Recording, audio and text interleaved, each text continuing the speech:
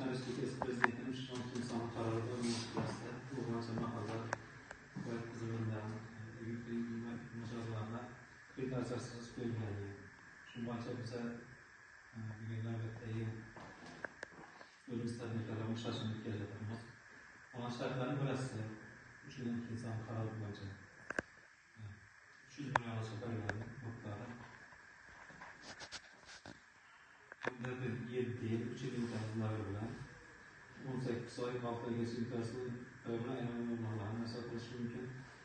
Şimdi buna asası talebi iş yolunu yaratışta maksat.